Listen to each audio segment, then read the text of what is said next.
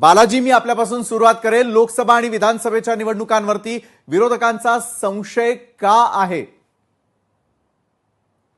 याच्या मागचं सगळ्यात महत्वाचं कारण आपण लक्षात घेतलं पाहिजे. आज जे महाविकास आघाडीचं शिष्टमंडळ भेटलं, त्या भेटण्यामागचं कारण जे आहे ते आपण बिहारमध्ये जे SIR झालं, त्या SIR मध्ये फायनल लिस्ट नंतर हजारो लाखो मतदार जे जिवंत आहेत ते वगळण्यात आलेले आहेत, ते मृत दाखवण्यात आलेले आहेत आणि ते अगदी जगाच्या समोर सगळ्या मीडियामध्ये लोकांनी स्वतः बाईट दिलेले आहेत की आम्ही जिवंत आहोत पण आमचं नाव वगळलं गेलंय.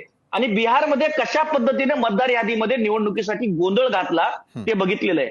महाराष्ट्रामध्ये मतं चोरून निवडून आलेलं हे जे सरकार आहे, आता स्थानिक स्वराज्य संस्थांमध्ये सपशेल अपयशी ठरल्यामुळं स्थानिक स्वराज्य संस्था जिंकण्यासाठी पुन्हा नवा कावा आणि नवा डाव रचला जातोय आणि भाजप आणि निवडणूक आयोगाचं कसं संगनमत आहे यासाठी मी पुराव्यानिशी काही गोष्टी मी इथं सांगणार आहे. यासाठी उदाहरण म्हणून मी तुम्हाला सांगतो की निवडणूक आयोगाचे जे चीफ इलेक्शन ऑफिसर आहेत त्याच्यावरनं 2 जाहिराती प्रसिद्ध करण्यात आलेल्या होत्या.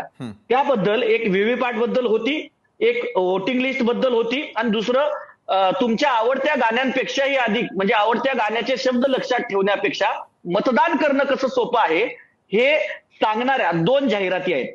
त्या जाहिराती अजूनही अवेलेबल आहेत, तुम्ही पाहू शकता. त्या जाहिरातीच्या खाली जो ऍड्रेस दिलेला आहे तो जो ऍड्रेस आहे 202 प्रेसमन हाऊस, विले पार्ले, मुंबई. आता याच्यातली गंमत सांगतो, या दोन्ही जाहिरातीनंतर देवांग दवे नावाचे एक व्यक्ती आहेत. हे कोण आहेत? तर देवांग दवे यांची एक कंपनी आहे, social centre media solution LLT नावाची कंपनी आहे.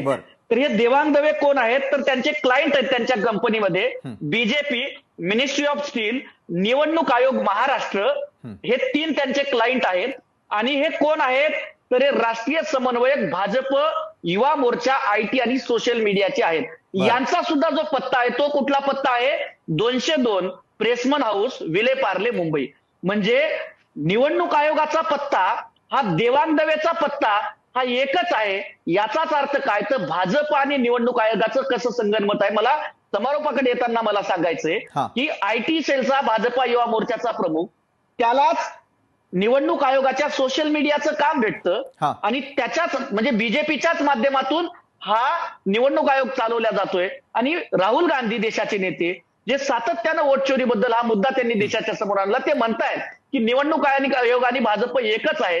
त्यामुळे तुम्ही जे आता वाचून दाखवलं आमच्या निवेदनातलं की 2025 पर्यंत 24 ते 25 या काळात किती नवे मतदार आले आणि किती लोक वगळल्या गेले याची यादी द्यायला काय प्रॉब्लेम आहे? सर अगदी 31 सेकंदात समारोप करतो म्हणजे लोकांना नीट जाईल.